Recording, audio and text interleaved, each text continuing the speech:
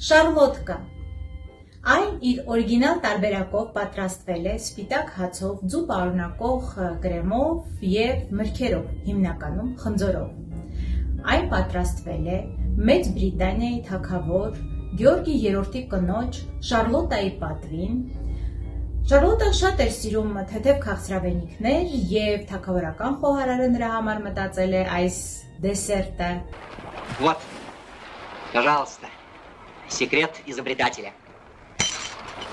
Что это за трясущееся? Ешьте, ребят, не бойтесь. Какая-то розовая медуза. Даже не порт, товарищ аппетита. Ешь, сундук. Это без хлеба едят. Не приучайся, без хлеба. Время однажды. Я пробовал вареных осьминогов. Никогда в Риме не был, он трепится.